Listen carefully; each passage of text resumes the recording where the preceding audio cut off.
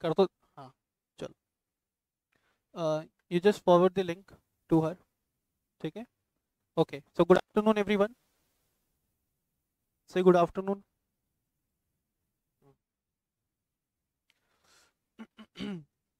So let us start with this session. जैसा कि आप लोगों को बताया गया था कि पिछले सेशन में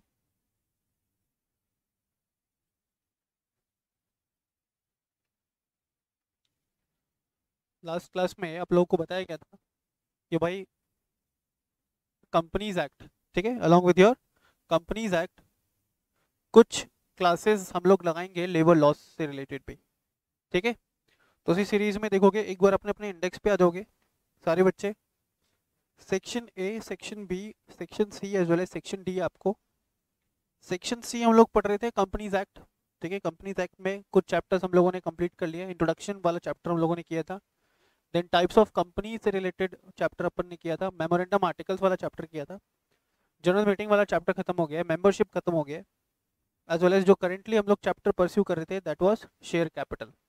ठीक है, तो along with the company law classes there will be separate sessions on industrial laws also, so as to ensure कि टाइमली हम लोग का सिलेबस कंप्लीट हो जाए फॉर सीएमए इंटर। ठीक है, चलिए ध्यान देना। तो आज हम लोग ये वाला पोर्शन स्टार्ट करें इंडस्ट्रियल लॉज का। ठीक है, कितने मार्क्स का है पोर्शन है आपको? तो it will cover 25 marks in your examination.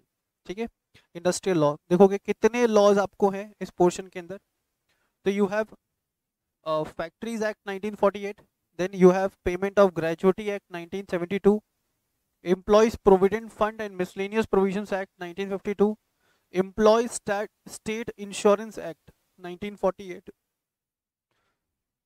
Payment of Bonus Act 1965, Minimum Wages Act 1948, Payment of Wages Act 1936 and pension fund regulatory and development authority act 2013। ये सारा है ना? यस सुनो, सारे के सारे कवर हो रहे हैं? Okay, except the last one, है ना? All other acts are there. Okay, तो देखोगे यहाँ पे सबसे पहले ना मैं आपको इन लॉज का ना बैकग्राउंड बताता हूँ, है ना? This is very important. हम लोग क्या स्टार्ट करने वाले? इंडस्ट्रियल। इसको ना मैं मोर स्पेसिफिकली क्या बोलूंगा? इंडस्ट्रियल एंड लेबर लॉज बोलूंगा। क्या बोलूंगा? Industrial and labour laws. ठीक है, इंडस्ट्रियल एंड लेबर लॉज। अब ध्यान से सुनना सारी बातें।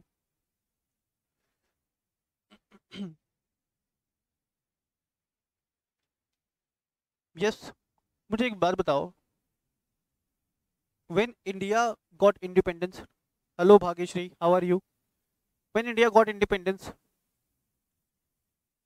व्हेन इंडिया गॉट इंडिपेंडेंस, बोलो ना। हाँ, तुमको ही बोलना है ना। India got its independence in the year 1947। मालूम है ना सबको? 15 अगस्त 1947।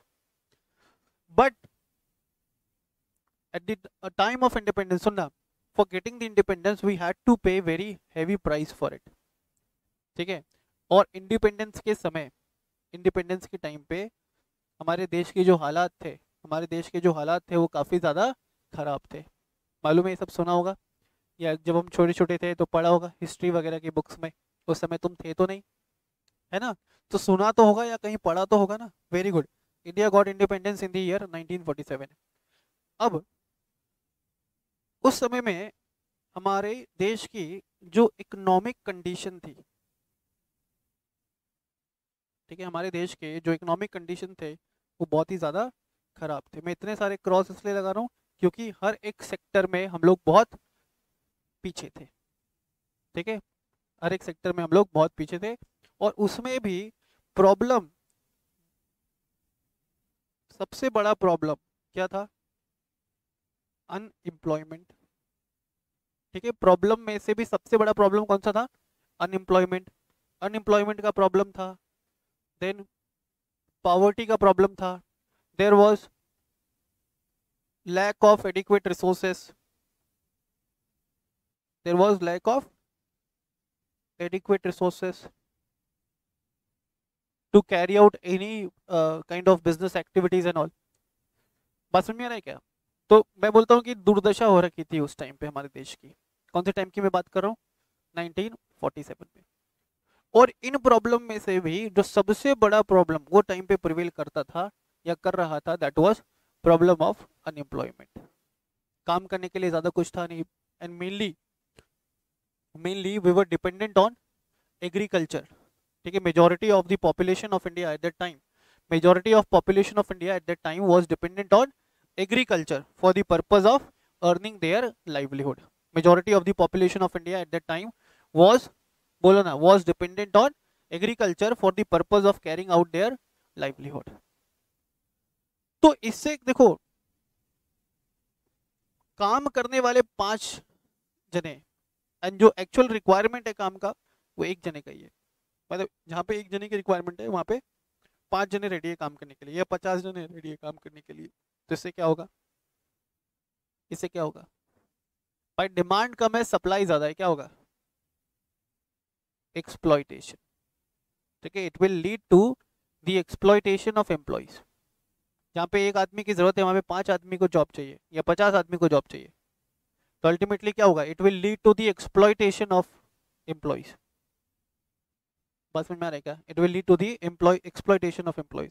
एम्प्लॉइज कम्युनिटी की हालत बहुत ज्यादा खराब थी उस जमाने में। ठीक है, दे वर बीइंग एक्सप्लॉइटेड ब्रूटली। ठीक है, उनको बेचारों को सुबह से शाम तक काम करवाया जाता था और वो काम के बदले 2 वक्त का सिर्फ खाना मिलता था।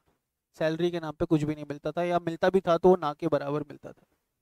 सिर्फ 2 वक्त के खाने के लिए उनको दिन रात काम करना पड़ता था। नंबर ऑफ आवर्स जो है काम करने का वो कुछ भी फिक्स नहीं था। कोई प्रॉपर उनको फैसिलिटीज नहीं मिलती थी, कोई प्रॉपर केयर नहीं मिलता था, कोई मोटिवेशन नहीं था, कोई इंसेंटिव नहीं था। ठीक है, बोलते ना कि यार अपन ने किसी को ना अपना बंधक बना लिया हो, हम जैसा बोलेंगे वैसा वो करेगा। हम बोलेंगे उठ जा तो उठेगा, हम बोलेंगे बैठ जा तो बैठ जाएगा। तो that kind of situation was prevailing, है ना, specially eight the time of independence. Is it clear? And ultimately it has led to the large scale exploitation. It has led to the large scale exploitation of labor community in India. ठीक है, ultimately it has led to the exploitation of labor community in India.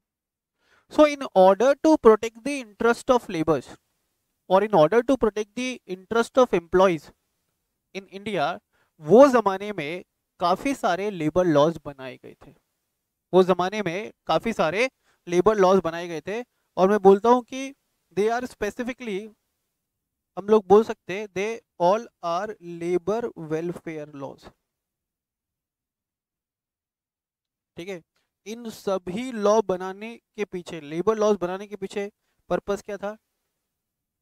To secure the welfare. क्या purpose था? To secure the welfare of laborers, to secure the welfare of employees working in any establishment। इसलिए तुम देखोगे, मैं एक बार फिर से तुमको इंडेक्स पे लेके जाता हूँ, देखना जितने भी तुमको सिलेबस में लेबर लॉज दिए हुए ना, देखो एक बार एक चीज नोट करो, ये सारे के सारे लेबर लॉज बनाए गए हैं बिटवीन द ईयर 1947 टू 1980। ठीक है, majority of the labour laws आपके बनाए गए हैं 1947 से लेकर के 1980 के बीच में। अब एक बच्चों के दिमाग में सवाल उठता है कि सर क्या इतने ही लेबर लॉज हैं? Answer is no. ठीक है, अपार्ट फ्रॉम दिस और भी कई सारे लेबर लॉज हैं जो नोटिफाई किए गए हैं, जो बनाए गए हैं, keeping in mind the welfare of labour community, keeping in mind the interest of labour community in India. देखोगे ना, फैक्ट्रीज एक्ट कब आया? 1948 में।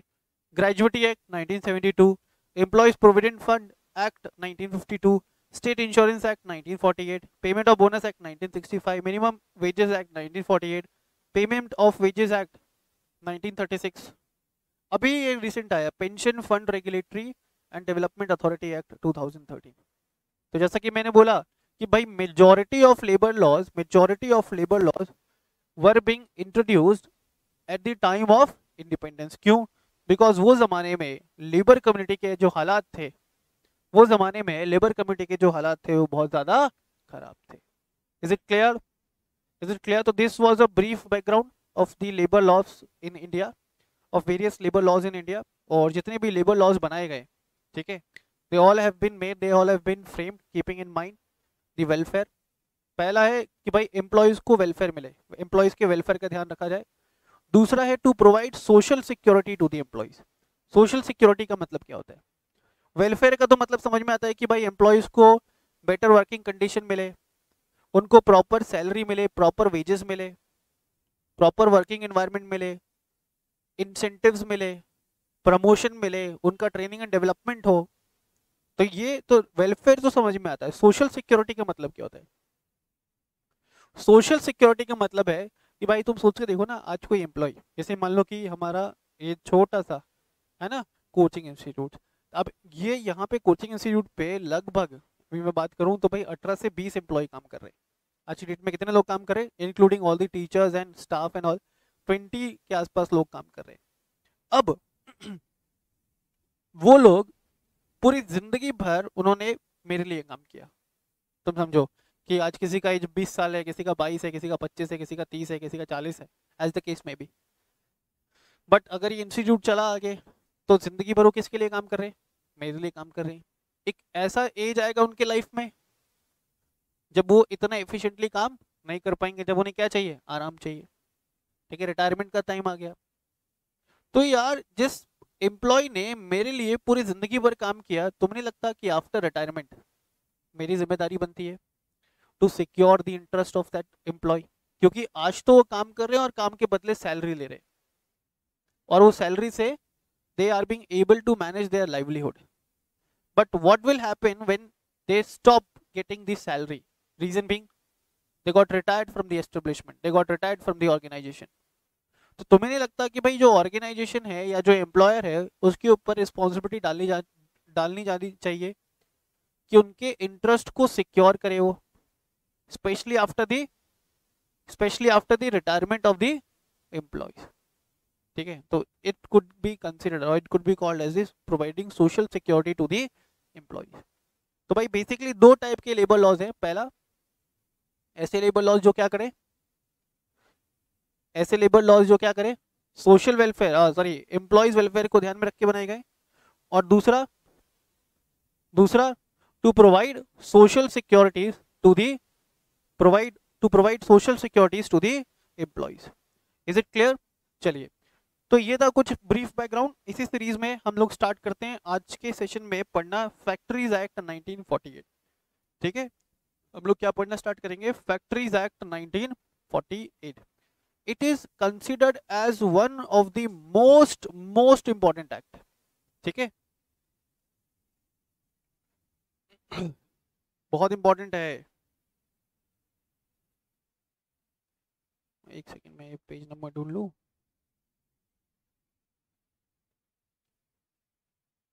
One seventy three.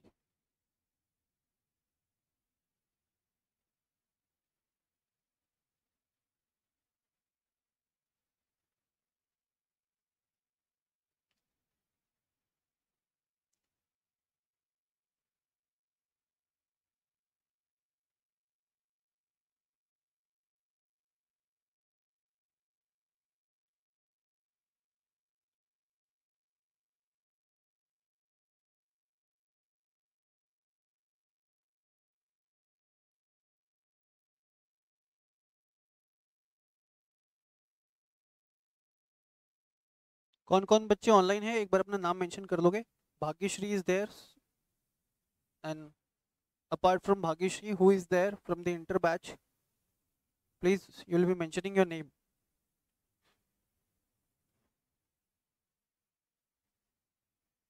देखिए, फैक्ट्रीज एक्ट 1948, एक बार ना तुमको पहले थोड़ा बहुत इस एक्ट का ओवरव्यू दे देता हूँ। देखिए,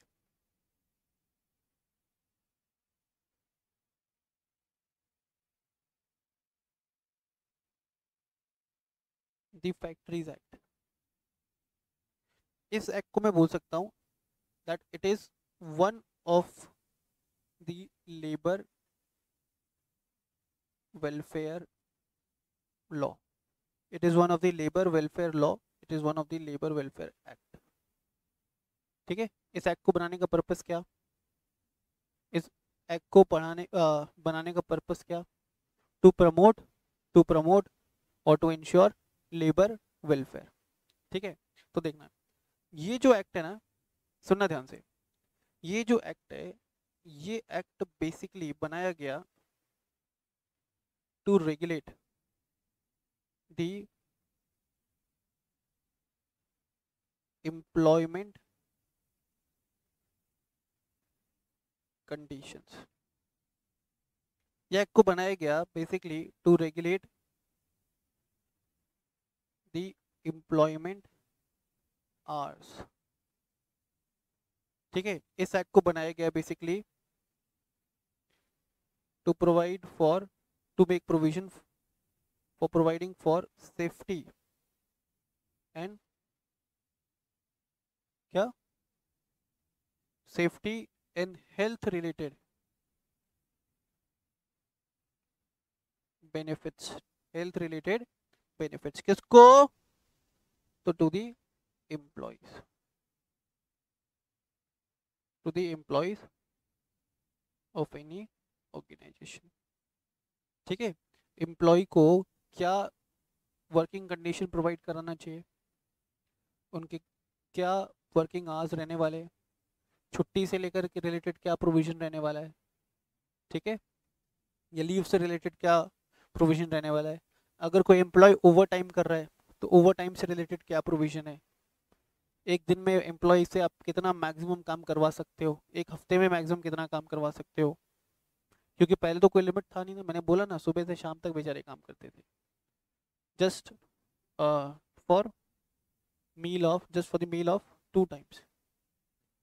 तो एम्प्लॉयमेंट आवर्स को रेगुलेट करना भी बहुत ज़रूरी है, क्योंकि हम मशीन है तो है नहीं, हम इंसान है। ठीक है, आफ्टर सर्टेन पीरियड ऑफ, या after working continuously for certain period of hours, a body will start depreciating, है ना, या हो सकता है बॉडी में stop responding, yes no, yes sir. Plus क्या क्या हेल्थ एंड सेफ्टी मेजर्स एक एम्प्लॉयर को प्रोवाइड करना चाहिए अपने एम्प्लॉयज़ को, क्या क्या हेल्थ एंड सेफ्टी मेजर्स एक एम्प्लॉयर को प्रोवाइड करना चाहिए अपने एम्प्लॉयज़ को। Is it clear? तो basically it will be considered, और it can be considered as one of the labour welfare act. ठीक है, चलिए, और ये एक्ट किसके ऊपर एप्लीकेबल होगा, तो as the name suggest factories act 1948 है ना, तो ये एक्ट किसके ऊपर एप्लीकेबल होगा, फैक्ट्रीज के ऊपर एप्लीकेबल होगा। अब फैक्ट्रीज का मतलब क्या होता है, तो फैक्ट्रीज का मतलब वो जो इस एक्ट में डिफाइन किया गया है। ठीक है, फैक्ट्रीज का मतलब क्या, तो फैक्ट्रीज का मतलब वो which is defined under section 2 of this act. Factories का मतलब वो जो इस एक्ट के सेक्शन 2 में डिफाइन किया गया है। देखो लिखा है, इंट्रोडक्शन पैराग्राफ पे आ जाओगे, ये वाला जो पोर्शन है हम लोग स्ट्रिक्टली अपने इंस्टीट्यूट के मॉड्यूल से पढ़ने वाले हैं। You need not to refer any other notes, just refer your institute module. ठीक है, apart from the institute module मैं आप लोगों को केस स्टडी बेस्ड क्वेश्चनियर भी प्रोवाइड करूंगा इस पोर्शन के लिए, एमसीक्यू बेस्ड क्वेश्चनियर भी प्रोवाइड करूंगा, तो that will be enough for the purpose of your examination. ठीक है, however as far as discussion is concern, तो we will be strictly relying on the institute module. ठीक है, चलिए स्टार्ट करते। There are several legislation which regulates the condition of employment, work environment and other welfare requirement of certain specific industries. The Factories Act 1948 enacted to regulate the working condition in factories. यही बोला था मैंने। ठीक है, अब ये case को छोड़ दोगे, नीचे आ जाओगे। The main object of the Factories Act is to ensure adequate safety measures and to protect factory. Act also provisions relating to annual leave with wages, etc. The act extends to the whole of India, including the state of Jammu and Kashmir. और ये act किसको cover करता है, all the manufacturing processes and establishments which are falling within the definition of factory. जैसा कि मैंने अभी आपको बताया कि एक्ट किसके ऊपर एप्लीकेबल होगा, तो भाई ये एक्ट एप्लीकेबल होगा फैक्ट्रीज के ऊपर। फैक्ट्रीज माने क्या, फैक्ट्रीज माने वो, बोलो ना, फैक्ट्रीज माने वो जो इस एक्ट में डिफाइन किया गया है। ठीक है, आगे आ जाओगे। The Factories Act 1948 extends to the whole of India and came into effect on 1st of April 1949. Date of enforcement अगर नहीं भी याद रहेगा तो भी तुम एग्जाम में फेल नहीं होने वाले। ठीक है, ध्यान रखना, वेरी गुड। फिर कुछ इंपॉर्टेंट डेफिनेशंस अपन को दिया हुआ है भाई। मैं तो इंपॉर्टेंट डेफिनेशंस में सबसे पहले मैं किसकी बात करूंगा, मैं तो बात करूंगा फैक्ट्री की। ठीक है, सबसे पहले मैं किसकी बात करूंगा, फैक्ट्री की बात करूंगा। ठीक है, यह किसके ऊपर एप्लीकेबल है, फैक्ट्रीज के ऊपर एप्लीकेबल है। फैक्ट्रीज माने क्या, तो फैक्ट्रीज माने वो जो इस एक्ट के सेक्शन 2 क्लॉज एम में डिफाइन किया गया है। क्लॉज एम ही है ना, ओके हाँ। फैक्ट्रीज माने क्या, तो फैक्ट्रीज माने वो जो इस एक्ट के सेक्शन 2 क्लॉज एम में डिफाइन किया गया है। देखो क्या लिखा है, section 2 clause M defines the term factory. क्या बोलता है, फैक्ट्री का मतलब क्या, any premises including the precincts thereof. इसका क्या मतलब है, प्रीमाइसेस इंक्लूडिंग द प्रीसेंट्स। देखो पहले ये समझो, इस डेफिनेशन को अपन को 3-4 पार्ट्स में ब्रेक करना पड़ेगा ना समझने के लिए। मान लो कि ये प्रीमाइसेस है, ये एक बिल्डिंग है, ए स्क्रीन पे देखो, मान लो कि ये एक बिल्डिंग है, और होता है ना कि भाई बिल्डिंग को चारों तरफ से घेरा जाता है। ठीक है, या अपन इसको बोलते हैं ना, ये बाउंड्री वॉल्स बोलते हैं कि नहीं बोलते, बोलो ना यार, बोलते हैं। ओके, ये क्या है, बाउंड्री वॉल्स। अब ये डेफिनेशन के हिसाब से this is the premises, and ये वाला जो पोर्शन है इसको मैं क्या बोलूंगा, प्रेजेंट। ठीक है, इसको मैं क्या बोलूंगा, प्रेजेंट। तो फैक्ट्री मतलब क्या, तो फैक्ट्री मतलब any premises including there present, including there present, any premises including there present. आगे देखो, wherein 10 or more workers are working or were working on any day of the preceding 12 months, and in any part of which a manufacturing process is being carried on with the aid of power or is ordinarily so carried on, or whereon 20 or more workers are working or were working on any day of the preceding 12 months, and in any part of which a manufacturing process is being carried on without the aid of power or is ordinarily so carried on. Sanskrit, Sanskrit देखो पे बोला factory का मतलब कोई भी premises including their presents, कोई भी premises including their presents, जहां पे क्या कैरी आउट किया जा रहा है, तो भाई जहां पे manufacturing process is being carried on, any premises including there present, जहां पे क्या हो रहा है, मैन्युफैक्चरिंग प्रोसेस किया जा रहा है। ठीक है, अभी जो मैन्युफैक्चरिंग प्रोसेस है, हो सकता है कि ये मैन्युफैक्चरिंग प्रोसेस मेन प्रीमाइसेस में कैरी आउट किया जाए, या हो सकता है कि ये मैन्युफैक्चरिंग प्रोसेस ये प्रेजेंट्स वाले एरिया में कैरी आउट किया जाए। They both will be considered. Manufacturing process या तो प्रीमाइसेस में कैरी आउट किया जा रहा है या प्रेजेंट्स वाले एरिया में कैरी आउट किया जा रहा है।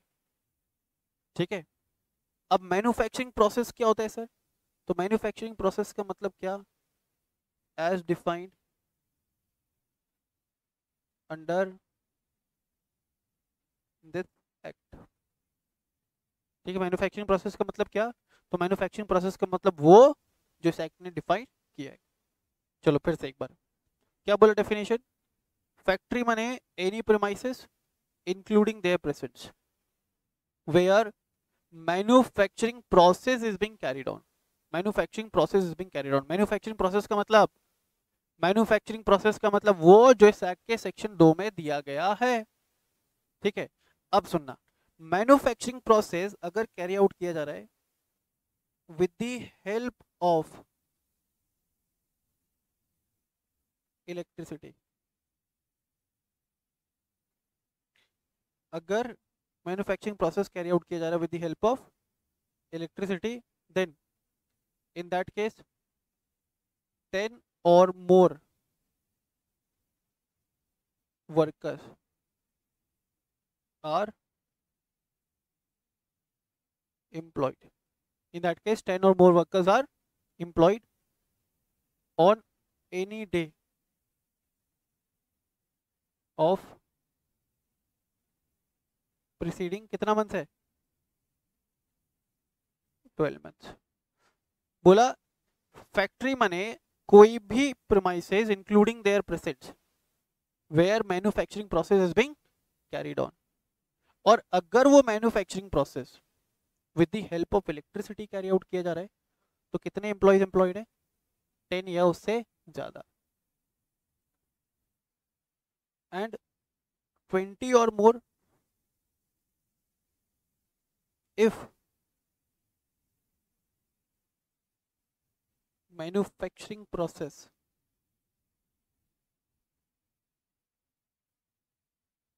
is being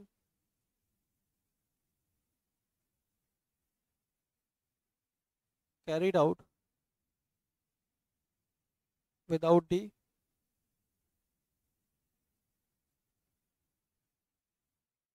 help of electricity. Please copy this. इससे पहले कि मैं आगे बढ़ जाऊं इसको कॉपी कर लो, पहले से कॉपी करिए.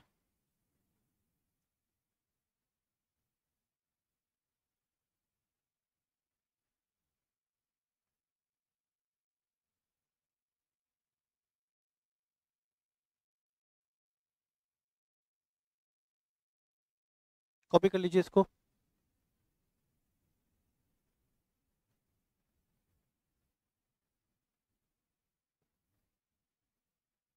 अगर वो manufacturing process with the help of electricity carry out किया जा रहा है तो 10 या 10 से ज़्यादा एम्प्लॉयज एम्प्लॉयड है. अगर वो manufacturing process without the help of electricity हो रहा है तो 20 या 20 से ज़्यादा एम्प्लॉयज एम्प्लॉयड है on any day of the preceding 12 months. तो भाई ऐसे प्रीमाइसेस को, ठीक है, ऐसे अपन क्या बोल सकते हैं फैक्ट्री. तो ऐसे प्रीमाइसेस को we can consider as factory. ठीक है, और ऐसे प्रीमाइसेस के ऊपर क्या होगा factories act 1948 will become applicable. Simple है. अब यहाँ पे एक चीज ध्यान रखना, ये डेफिनेशन को पढ़ने के लिए ना, ये समझने के लिए अपन को मैन्युफैक्चरिंग प्रोसेस का डेफिनेशन भी समझना पड़ेगा. ये डेफिनेशन को समझने के लिए अपन को मैन्युफैक्चरिंग प्रोसेस का डेफिनेशन समझना पड़ेगा. तो देखिए मैन्युफैक्चरिंग प्रोसेस का डेफिनेशन क्या बोलता है.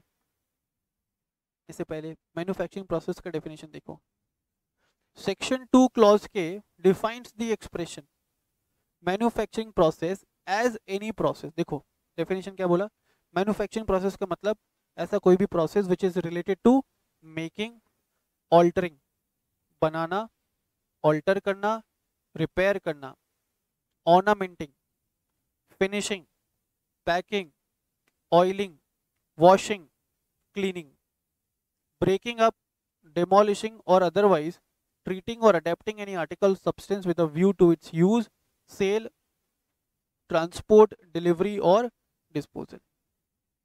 क्या बोला, मैन्युफैक्चरिंग प्रोसेस का मतलब any process which involves making of any article, alteration of any article, repairing of any article, ornamenting of any article. ornamenting का मतलब क्या होता है, कलरिंग करना वगैरह, पॉलिशिंग करना वगैरह. ठीक है, then finishing, then packing, then oiling, washing, cleaning, breaking up, demolishing और अदरवाइज ट्रीटिंग और अडॉप्टिंग एनी आर्टिकल और सब्सटेंस विद अ व्यू. अपन कोई भी आर्टिकल को बना रहे, ऑल्टर कर रहे, रिपेयर कर रहे, ऑर्नामेंटिंग कर रहे हैं, फिनिशिंग कर रहे हैं अपन उसकी, पैकिंग कर रहे हैं, ऑयलिंग कर रहे हैं, वॉशिंग कर रहे हैं, क्लीनिंग कर रहे हैं, उसको तोड़ रहे हैं या उसको डेमोलिश कर रहे हैं. क्यों कर रहे हैं ऐसा, ताकि या तो अपन उसको यूज कर सके, या उसको सेल कर सके, या उसको ट्रांसपोर्ट कर सके, या उसकी डिलीवरी कर सके, या उसको डिस्पोज ऑफ कर सके. Is it clear. इसके आगे pumping oil, water, sewage or any other substances. Pumping oil, water मतलब तेल निकालना है ना। अभी एग्जाम दोगे इंटर का तो अपने आप ही क्या हो जाता है, तेल निकल जाता है ना। ये वाला नहीं है, ठीक है। पंपिंग ऑयल, वाटर, सीवेज और एनी अदर सब्सटेंस, और generating, transforming or transmitting power, or composing types of printing, then printing by letterpress, lithography, photograver or similar other similar process, or bookbinding, or constructing, reconstructing, repairing, refitting, finishing or breaking up ships or vessels, or preserving or storing any article in cold storage. तो बोला ऐसा कोई भी premises जहां पे इनमें से कोई भी एक्टिविटीज कैरी आउट किया जा रहा है। ऐसा कोई भी प्रेमाइसेस बोलो ना, ऐसा कोई भी प्रेमाइसेस इंक्लूडिंग देयर प्रेजेंस जहां पे इनमें से कोई भी फॉलोइंग एक्टिविटीज कैरी आउट किया जा रहा है with the help of electricity है तो 10 और more workers are employed, without the help of electricity है तो 20 और मोर वर्कर्स आर एम्प्लॉयड। तो भाई ऐसे प्रीमाइसेस को अपन क्या बोलेंगे, फैक्ट्री। और अगर वो फैक्ट्री हो गया तो उसके ऊपर factories act 1948 will become applicable. Is it clear सबको? क्या यहाँ तक चीजें क्लियर हैं? अब सवाल उठता है कि डेफिनेशन को याद कैसे रखें sir. Definition is very important. तो तुम ऐसे डेफिनेशन को याद रखो। पहला पॉइंट कैसे याद रखोगे, एक गुड्स के साथ अपन क्या क्या कर सकते हैं। मान लो कि ये गुड्स है ना, इसके साथ मैं क्या क्या कर सकता हूँ। मैं इसको बना सकता हूँ, मैं इसको ऑल्टर कर सकता हूँ। कैसे? इसमें 2 सिंग लगा दिया मैं, ठीक है। सिंग लगा के अच्छा नहीं लगा तो उसको मैं फेंका, तो क्या करना पड़ेगा, रिपेयर करना पड़ेगा, ठीक है। नीचे जब फेंका था इसका कलर भी उड़ गया, अब मैं इसका पॉलिशिंग कर रहा हूँ या ऑर्नामेंटिंग कर रहा हूँ। ऑर्नामेंटिंग होता है सजाना, ठीक है। इसको पैकिंग कर रहा हूँ, इसको बॉक्स में पैक करके रख रहा हूँ, ठीक है।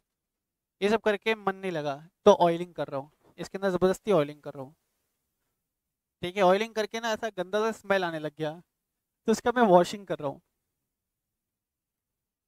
वॉशिंग किया तो भाई अब इसको सूखे कपड़े से पोंछना पड़ेगा ना, क्या कर रहा हूँ, क्लीनिंग कर रहा हूँ। अकेला था ये सब करा, मजा नहीं आया तो उसको मैंने तोड़ दिया, ब्रेकिंग अप, ठीक है। या डेमोलिशिंग, तोड़ा और फिर जमीन में खड्डा खोदा और इसको गाड़ दिया, डेमोलिशिंग। चलो फिर से एक बार, क्या क्या किया हमें क्या पता, क्या ऑल्ट कंप्यूटर क्लास चल रही क्या। देखो क्या क्या किया मैंने, भाई मैंने पहले इसको बनाया, बना के समझ में नहीं आया तो ऑल्टर किया, ठीक है। या रिपेयर किया, या ऑर्नामेंटिंग किया, या फिनिशिंग किया, या पैकेजिंग किया, या वॉशिंग किया, या क्लीनिंग किया, या ब्रेकिंग अप और डेमोलिशिंग। क्यों कर रहा हूँ ये सब, in order to use it, sell it, transport it, deliver it और डिस्पोज इट। फिर से एक बार, क्यों कर रहा हूँ ये सब, in order to use it, sell it, transport it, deliver it और डिस्पोज इट, ठीक है। उसके बाद है पंपिंग ऑयल, वाटर, सीवेज और any other substance. Then power के साथ क्या क्या कर सकते हैं, जनरेट कर सकते हैं, उसको ट्रांसफॉर्म कर सकते हैं या उसको ट्रांसमिट कर सकते हैं। देन प्रिंटिंग से रिलेटेड है, printing by letter press, lithography, photographer और सिमिलर प्रोसेस ऑफ और other similar process of book binding. और अब तुम देखो शिप्स या वेसल्स के साथ क्या कर सकते हो, उसको बना सकते हैं, उसको रिकंस्ट्रक्ट कर सकते हैं मतलब फिर से बना सकते हैं, देन उसको रिपेयर कर सकते हैं, रीफिटिंग कर सकते हैं, फिनिशिंग कर सकते हैं और ये सब करके अच्छा नहीं लगे तो उसको ब्रेक कर सकते हैं, ठीक है। उसके बाद है प्रिजर्विंग एनी आर्टिकल, है ना, इन कोल्ड स्टोरेज। मान लो कि एक मैंने बहुत बड़ा कोल्ड स्टोरेज खोल लिया, यहाँ पे मैं क्या कर रहा हूँ, गुड्स को प्रिजर्व करवा के रख रहा हूँ। ऐसे गुड्स को जिनको कोल्ड स्टोरेज में रखना पड़ता है। तो जो मेरा गोडाउन है ना, जहाँ पे मैंने कोल्ड स्टोरेज खोला है वहाँ पे ना 25 एम्प्लॉयज काम करते हैं, तो क्या वो गोडाउन फैक्ट्री कहलाएगा? Answer is yes. ठीक है, इज इट क्लियर? ओके, तो फिर से एक बार, फैक्ट्री माने क्या, सुनना ध्यान से। ये एक्ट किसके ऊपर एप्लीकेबल? ये एक्ट फैक्ट्रीज के ऊपर एप्लीकेबल। फैक्ट्रीज माने क्या? फैक्ट्रीज माने any premises including their presence where any of the manufacturing processes is being carried on with the aid of power, 10 or more employees are employed on any day। मतलब बोला जिस दिन 10 employ को employ कर लिया और तुम मैन्युफैक्चरिंग प्रोसेस कर रहे थे with the help of electricity, जिस दिन 10 एम्प्लॉय को एम्प्लॉय कर लिया उस दिन तुम्हारा प्रीमाइसेस क्या हो गया? फैक्ट्री। और जिस दिन वो फैक्ट्री हो गया उस दिन factories act will become applicable. Sir एक क्वेश्चन है दिमाग के अंदर, आपने बोला कि 10 एम्प्लॉय होगा तो ये एक्ट एप्लीकेबल होगा। हाँ बिल्कुल मैंने ऐसे बोला 10 एम्प्लॉय होगा तो एप्लीकेबल होगा। सर 10 हो गया था लेकिन 2 को निकाल दिया, 10 हो गया था 2 को निकाल दिया, तो यहाँ पे बोला गया एक बार हो गया तो हो गया। हाँ, तो once this act becomes applicable it will become or it will remain applicable forever even if number of employees falls below 10 or 20। लिख लोगे एक बार ये note, once this act becomes applicable, once this act becomes applicable,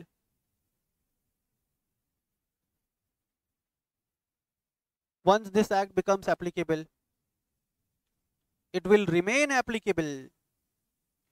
बोला एक बार ये act applicable हो गया मतलब हो गया, even if number of members reduces below, even if number of members reduces below कितना 10 और 20 as the case may B.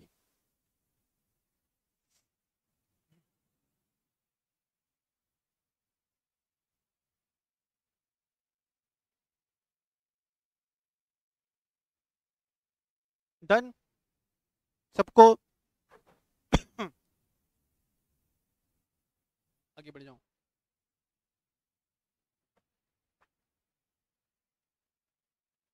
अच्छा, अब एक चीज और देखना, मैंने बोला ना कि इस एक्ट में ऑक्यूपायर या एम्प्लॉयर के ऊपर ऑब्लिगेशन डाला गया है। क्या obligation? To provide for better working conditions, to provide for all the facilities, required facilities to the employees। ठीक है, अब ये सारे obligations किसके ऊपर एप्लीकेबल होंगे? तो ये सारे obligations एप्लीकेबल होंगे किसके ऊपर? ऑक्यूपायर के ऊपर। ऑक्यूपायर, ठीक है, ऑक्यूपायर नहीं है, ये ऑक्यूपायर पढ़ते हैं। ठीक है, पढ़ोगे ऐसा? वेरी गुड, ऐसे पढ़ो नींद नहीं आएगी। देखो, और ऑक्यूपायर कौन होता है जनरली? जो ऑक्यूपाई करता है। वेरी गुड, ऐसा जमीन पकड़ के लेट जाएगा क्या? ऑक्यूपायर का मतलब क्या होता है? हेड। कौन होगा रे ऑक्यूपायर इन जनरल, बताओ तो। Yes, owner, who have the control over the affairs. Affairs का मतलब business affairs. Who have the control over the business affairs of the factory. Very good, company बोली ना, ये कंपनी बोली, कंपनी बोली, company बोली। तो मम्मी कसम नहीं खाएगी वो कसम, क्योंकि उसने झूठ बोला है। देखो भी, हाँ ऑक्यूपायर। तो भाई अल्टीमेटली इस एक्ट के तहत रिस्पॉन्सिबिलिटी किसके ऊपर कास्ट की जाएगी? ऑक्यूपायर के ऊपर। फिर सवाल उठता ऑक्यूपायर का मतलब क्या? तो देखोगे सेक्शन 2, देखो ना नोट्स में देखो, section 2 clause N defines the term occupier of a factory as the person who has the ultimate control over the affairs of factory. क्या बोला? In case of a firm or other association of individual, any one of the individual partner or members thereof shall be deemed to be the occupier। मतलब अगर, अगर देखना, जो entity है ना वो फर्म है, अगर कोई पार्टनरशिप फर्म है, तो अगर कोई एंटिटी पार्टनरशिप फर्म है तो in that case of partnership firm जितने भी पार्टनर्स है ना उनको क्या माना जाएगा? ऑक्यूपायर। मान लो कि एक पार्टनरशिप फर्म में 4 पार्टनर्स है और वो पार्टनरशिप फर्म ना प्रोडक्शन कर रही है, किसका? बाथिंग सोप्स का। ठीक है, किसका प्रोडक्शन कर रही है? बाथिंग सोप का। बोले एक बार हमारे सोप से नहा लो, जिंदगी भर ताजगी बनी रहेगी। मैं ऐसा नहीं बोल रहा कि गोरे हो जाओगे, ठीक है, रेसिज्म हो जाएगा ना यहाँ पे। मैं क्या बोल रहा हूँ, आजा भाई आजा, एक सेकंड रुकना बच्चों। Very good. हाँ, तो क्या बोला, एक पार्टनरशिप फर्म है, क्या बिजनेस कर रहे हैं? बाथरूम का नहीं कर रहे थे, बाथरूम सोप का बिजनेस कर रहे हैं। ठीक है, बाथरूम सोप का बिजनेस कर रहे हैं। तो वो पार्टनरशिप फर्म में कितने पार्टनर थे, कितने आदमी थे? चार। तो चारों के चारों कौन कहलाएंगे? ऑक्युपायर। ठीक है, बोला अगर कोई दूसरा एसोसिएशन ऑफ पर्सन है, तो जितने भी मेंबर्स है ना, उन सबको क्या माना जा सकता है? ऑक्युपायर। दूसरा एसोसिएशन ऑफ पर्सन मतलब किसकी किसकी तरफ निकाय है? कंपनी की तरफ। तो कंपनी के केस में ऑक्युपायर कौन? बोलो ना। कंपनी के केस में ऑक्युपायर है मेंबर्स। ठीक है, क्योंकि अपन तो पढ़ते हैं ना, members are also called as the, बोलो, बोनस। अच्छा, owners of company. Is it clear? चलो एक सेकंड रुकना, I will be back in 2 minutes.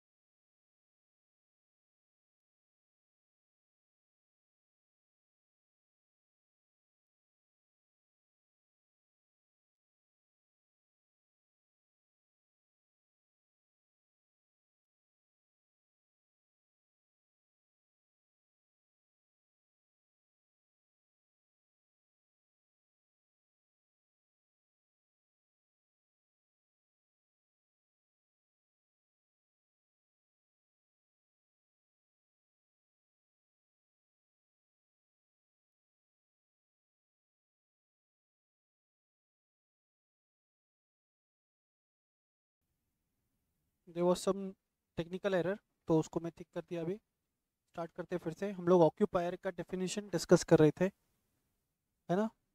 तो ऑक्यूपायर के डेफिनेशन में देखो, सबसे पहले क्या बोला, occupier in relation to a factory means the person who has the ultimate control over the affairs of the factory। अगर हम लोग एक फर्म की बात करें, तो फर्म के केस में every partner can be considered as the every partner can be considered as the occupier. अगर हम लोग एक कंपनी की बात करें, तो in case of a company every every member can be considered as the occupier, है ना? उसके बाद अगर ध्यान देना, नहीं यहाँ पे एक चीज ध्यान रखना। हम्म, देखो, अगर एक पार्टनरशिप फर्म है, पार्टनरशिप फर्म में कौन है ऑक्यूपायर? एवरी पार्टनर, कोई दूसरा एसोसिएशन ऑफ पर्सन, कोई दूसरा एसोसिएशन ऑफ पर्सन, तो इसका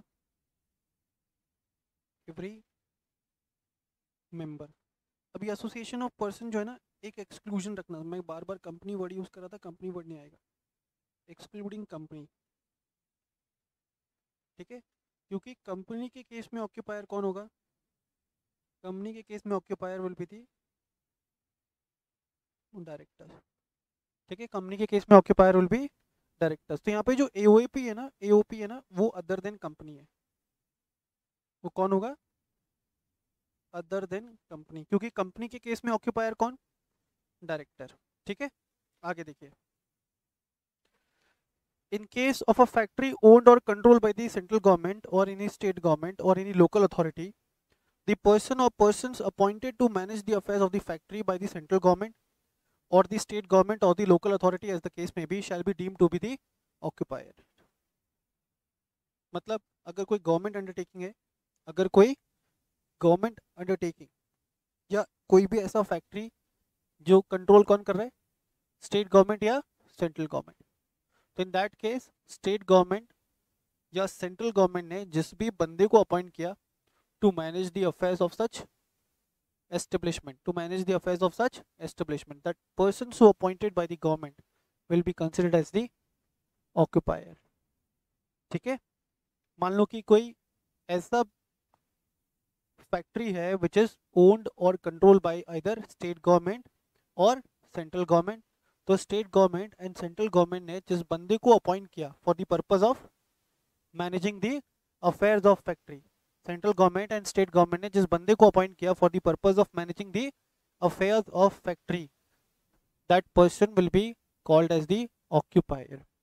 एक बात ध्यान रखना, और ऑक्यूपायर का डेफिनेशन यहाँ पे इंपॉर्टेंट क्यों है, क्योंकि इस एक्ट में जितने भी ऑब्लिगेशंस इम्पोज किए गए हैं, इस एक्ट में जितने भी ऑब्लिगेशंस इम्पोज किए गए हैं वो सारे ऑब्लिगेशंस किसके ऊपर एप्लीकेबल है, ऑक्यूपायर के ऊपर। And ultimately the occupier of factory will be held responsible, will be held liable for ensuring the compliances of all the applicable provisions of this act का नाम क्या, फैक्ट्रीज एक्ट। फिर आगे बोला, in case of a ship which is being repaired or on which maintenance work is going out, is being carried out in any dry dock which is available for hire, the owner of the dock shall be deemed to be the occupier for the purpose of any matter, and the owner of the ship or his agent or the master or office in charge of the ship or any person who contract with such owner, agent or master or officer in charge to carry out the repair or maintenance work shall be deemed to be the occupier for the purpose of any matter as provided under section 13 and 14। ठीक है, अब मैं ना क्या करता हूँ, तुमको ना लिखवाता हूँ, पहले वो लिख लो। ऑक्यूपायर डेफिनेशन का क्या कंक्लूजन आ रहा है, क्या बोला, अगर एस्टेब्लिशमेंट क्या है, पार्टनरशिप फॉर्म, तो वो केस में ऑक्यूपायर कौन, एवरी पार्टनर। दूसरा, अगर कोई एसोसिएशन ऑफ पर्सन है तो एवरी मेंबर। तीसरा, अगर वो कोई कंपनी है तो कंपनी का डायरेक्टर, ठीक है। चौथा, अगर कोई फैक्ट्री है विच इज ओन्ड, अगर कोई factory which is owned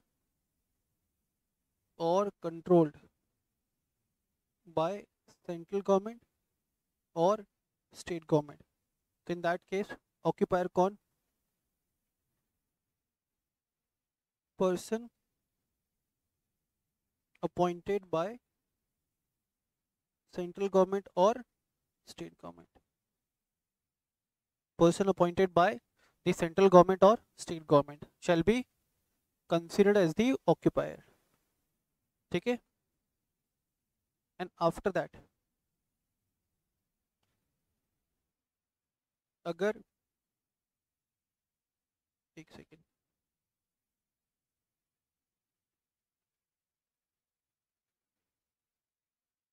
in case of any dog, in case of any dog, dog किसके लिए,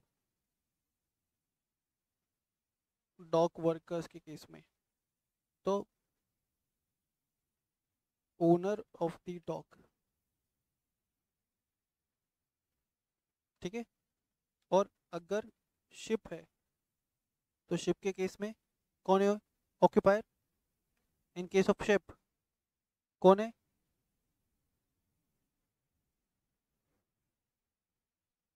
नहीं पता तुमको, डॉग वर्कर्स का कंसेप्ट नहीं पता, चेक करो एक बार।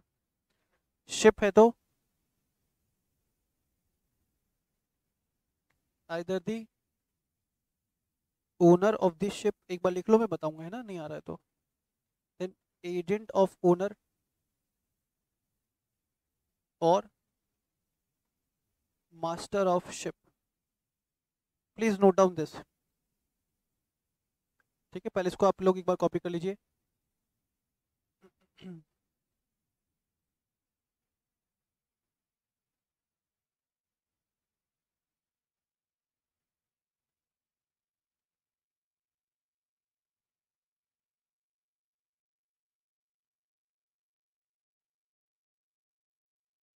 एक बार इसको लिख लीजिए।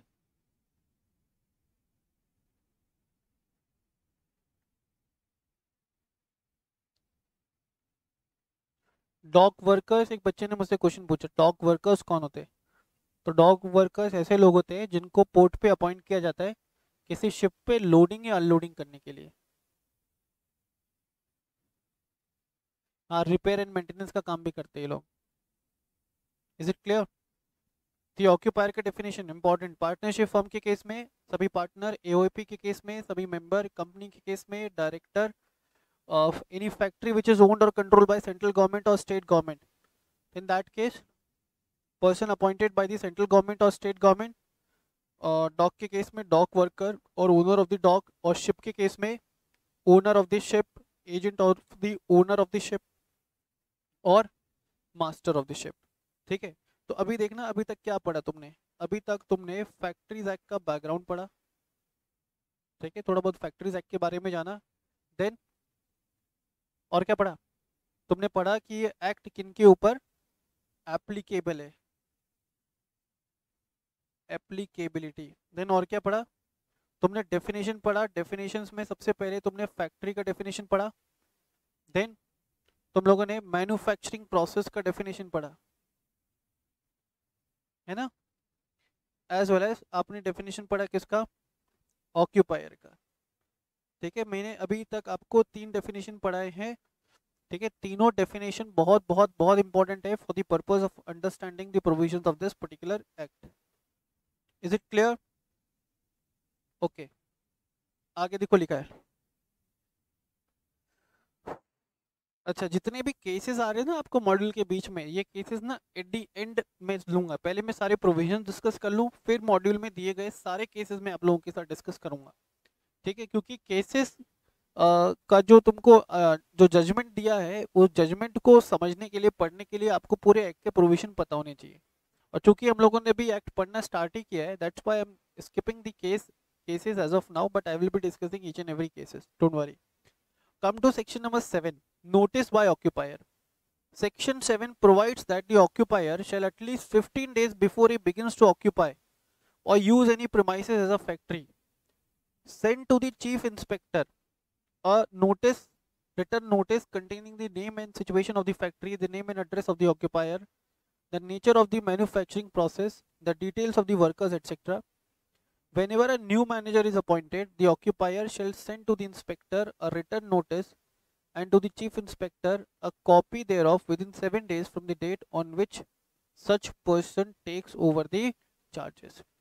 देखो अब मैं यहाँ पे तुमको एक पॉइंट लिखवाता हूँ, लिख लीजिए फटाफट से नोटबुक में। Section 7, notice by the occupier. Occupier कौन होता है ये तुमको मालूम चल गया, अब आगे देखोगे notice by occupier, notice by occupier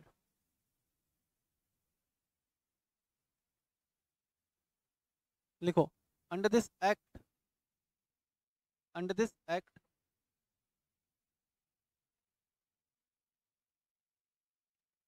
occupier,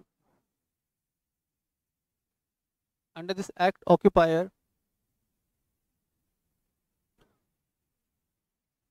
is required to give, under this act, occupier is required to give 15 days prior notice,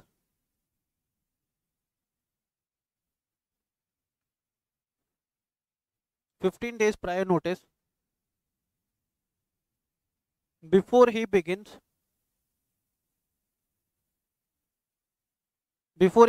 to occupy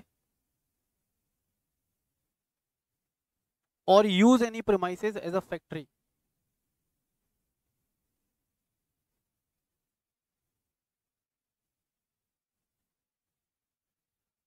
And the notice shall specify,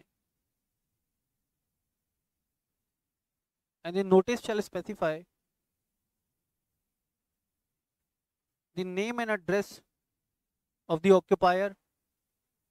Notice shall specify the name and address of the occupier,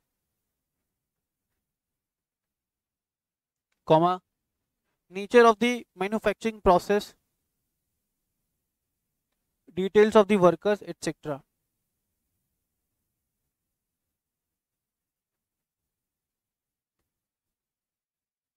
to the chief inspector of factory. Notice किसको देना है? Notice देना है chief inspector of factory, factories लिखना, chief inspector of factories. तो जब भी कोई पर्सन अपॉइंट किया जा रहा है एज अ ऑक्यूपायर, ठीक है, तो जिस दिन वो क्या करेगा, पोजीशन होल्ड करेगा ना, वहां से 15 दिन पहले क्या करना पड़ेगा, नोटिस देना पड़ेगा. किसको? चीफ इंस्पेक्टर ऑफ फैक्ट्रीज को. ठीक है. In the same manner whenever any manager is appointed, लिखो, in the same manner, in the same manner whenever a manager is being appointed,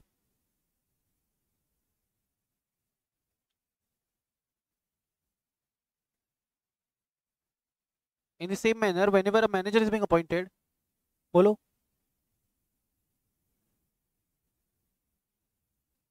अभी वो फोन नहीं है मेरे पास,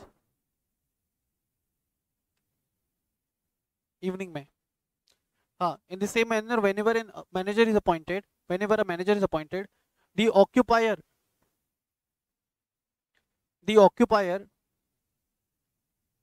shall send to the inspector,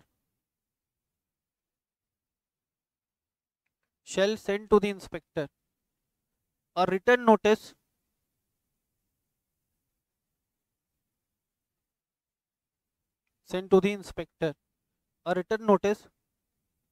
and to the chief inspector a copy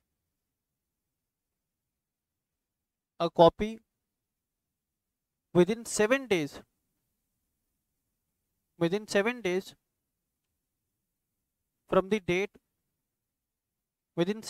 from the date on which such person takes over the charge. 7 days from the date on which such person takes over the charge. Simple है. बोला occupier को कोई भी factory occupy करने से 15 दिन पहले chief inspector of factories को नोटिस देना है. इन द सेम मैनर अगर कोई मैनेजर अपॉइंट किया जा रहा है, कोई नया मैनेजर अपॉइंट किया जा रहा है, तो जिस दिन वो मैनेजर अपॉइंट किया गया वहां से 7 दिन के अंदर भी इंफॉर्मेशन देना पड़ेगा. किसको? To the inspector as well as to the chief inspector of factories. Is it clear everyone? चलिए अब आगे बढ़ूंगा मैं. ड्यूटीज ऑफ ऑक्यूपायर सेक्शन 7 है. सेक्शन 7 बात करता था नोटिस बाय ऑक्यूपायर. सेक्शन 7 है, देखिए क्या बात कर रहा है. Section 7 prescribes the general duties of occupier. Every occupier shall ensure, so far as is reasonably practicable, the health, safety and welfare. तो देखोगे ये जो एक्ट है ये ऑक्यूपायर के ऊपर क्या ऑब्लिगेशन डाल रहा है? ऑक्यूपायर के ऊपर ऑब्लिगेशन डाल रहा है. ध्यान देना, occupier shall ensure the health, then safety and welfare of all the employees in the factory. ठीक है, ऑक्यूपायर के ऊपर ऑब्लिगेशन है कि ऑक्यूपायर को इंश्योर करना पड़ेगा health safety and welfare of all the employees, health safety and welfare of all the employees in the factory. Is it clear? Okay, तो देखोगे ये सेशन आपका यहीं तक रहेगा, इसके आगे की बातें हम लोग करेंगे नेक्स्ट क्लास में। ठीक है, तो चलिए फिर मिलते हैं अपन नेक्स्ट क्लास में। Till then bye bye, take care.